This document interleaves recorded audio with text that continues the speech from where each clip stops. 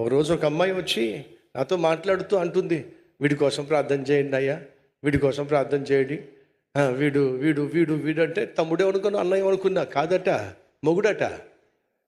వీడి కోసం ప్రార్థన చేయండి, వీడి కోసం ప్రార్థన చేయండి, వీడికి ఉద్యోగం లేదు, సద్యోగం లేదు, నేను లేకపోతే బతకలేడు. ఏంటో ప్రపంచం. సహోదరి సహోదరు అడుగుతున్నా, విడదీయలేని పనికి మాలిన బంధాలు ఏమైనా ఉన్నాయా? ప్రభు అంటున్నాడు, తెంచేసేయ్. ఈ పనికి మాలిన మనుషులతో పనికి మాలిన బంధాలు, పనికి మాలిన స్నేహాలు ఏర్పరచుకున్నది చాలు, వాళ్ళతో పాటు నువ్వు పడి చెడి ఉన్నది చాలు, తెంచేసాయి. ఎక్కడి నుంచి నువ్వు బయలుదేరో. వాడు ఏం చేశాడో తెలుసా? లేచాడు, ఇంక వెనక్కి వచ్చే ప్రసక్తి నాకు లేదు, తీర్మానం తీసుకున్నాడు, పరుపెత్తుకున్నాడు, అక్కడ నుండి నడుచుకుంటూ ఆ పడి ఉన్న వారి మధ్యలో నుంచి వెళ్ళిపోయాడండి. మొదట యేసు ఆశించింది ఏమిటో తెలుసా? ఎవరైతే వీడిని హేళన చేశారో, ఎవరైతే వీడిని చిన్నచూపు చూశారో, ఎవరైతే పాపం లేవాలని ప్రయత్నం చేసి బ్రతుకును బాగు చేసుకోవాలని ప్రయత్నం చేసిన ప్రతిసారి మాటలతో వాడిని అణిచిపడేశారో, వాళ్ళందరి మధ్య మొదటిగా వాడిని ఏం చేశాడు? లేవనెత్తాడు. హేళన చేసే, గేలి చేసే లేదా అణిచివేసే వారి మధ్యలో నుంచి వాడిని ఏం చేశాడు? బడికి తీసుకెళ్ళిపోయాడు. అంతటితో ఆగలా. యెరూషలేము వీధుల్లో వాడిని ఏం చేశాడో తెలుసా? 38 సంవత్సరాలుగా పడి ఉన్నవాడిని నడిపించి యెరూషలేము పట్టణంలో ప్రతి ఒక్కడికి దేవుడు ఎంత గొప్పవాడో వాళ్ళు గ్రహించే విధంగా, ఆశ్చర్యపడే విధంగా వాళ్ళ మధ్య నడుచుకుంటూ వెళ్ళాడండి. మొదట నువ్వు ఎక్కడ పడి ఉన్నావో ఆ పడి ఉన్న చోట నీ చుట్టూ ఉన్న వాళ్లకు తెలియాలి నువ్వు లేచావని. ప్రభు నిన్ను లేవనెత్తాడని, పడి ఉన్న స్థితిలో నుండి లేవనెత్తాడని అనగా మళ్ళా ఆ పాపము జోలికి, పాపిష్టి మనుషుల జోలికి, పాపిష్టి స్థలాలకు, పాపిష్టి ప్రజల మధ్యకు నువ్వు రాకుండా వారి నుండి నిన్ను వేరు చేశాడని వాళ్ళకి తెలియాలి. 2, ఏమన్నాడు? లేచి నీ ఇంటికి వెళ్ళు. ఎక్కడికి వెళ్ళాలి? నీ ఇంటికి వెళ్ళు. లేచి వాడు వెళుతూ ఉన్నప్పుడు ఏం జరిగిందో చూద్దాం రండి.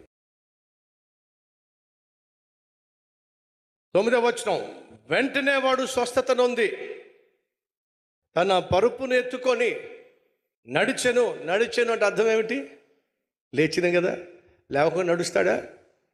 సో లేచాడు, పరుపెత్తుకున్నాడు, నడుచుకుంటూ వెళ్ళిపోయాడు. ఆ దినము విశ్రాంతి దినము కనుక యూదులు విశ్రాంతి దినము కదా, నీవు నీ పరుపు ఎత్తుకొన తగదే అని స్వస్థత నొందిన వానితో చెప్పిరి. ఎంత దుర్మార్గులండి వీళ్ళు, ఎంత దుర్మార్గులండి. యేసుక్రీస్తు ఒక పడి ఉన్న వ్యక్తిని, 38 సంవత్సరాలుగా పడి ఉన్న వ్యక్తిని బాగు చేస్తే, ఆ బాగుపడిన వాడిని చూసి ఏమిటి అద్భుతం, ఏమిటి ఆశ్చర్యం, మన కళ్ళ ముందు 38 సంవత్సరాలుగా ఆ బెతెస్దా కోనె పడున్నాడు, లేవడం ఏమిటి, నడవడం ఏమిటి, ఏమిటి ఆశ్చర్యం అని చెప్పి అబ్బురపడిపోవాల్సిన వాళ్ళు కాస్త వాడు లేచి నడుచుకుంటూ తన పరుపెత్తుకుంటూ వెళ్తుంటే, ఆ విశ్రాంతి దినములను పరుపెత్తుకుని ఎలా వెళ్తున్నావు?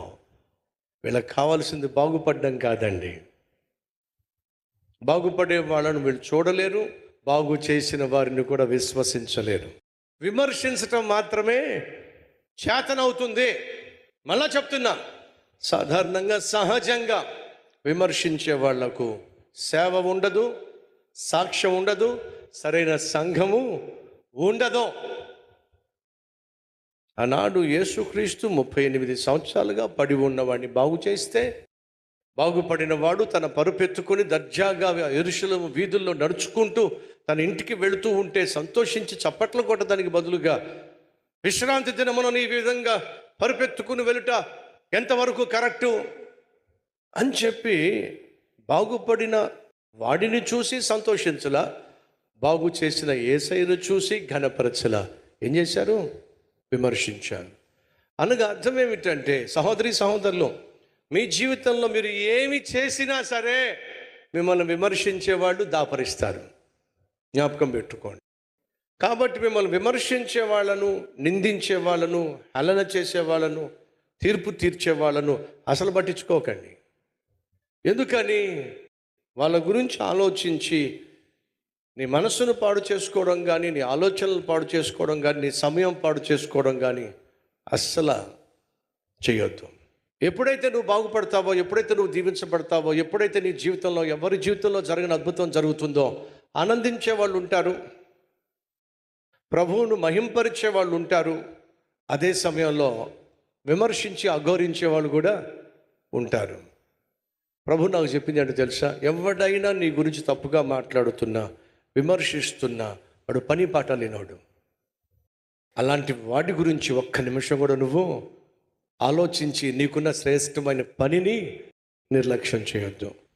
2, వాడు నడుచుకుంటూ వెళ్ళాడట.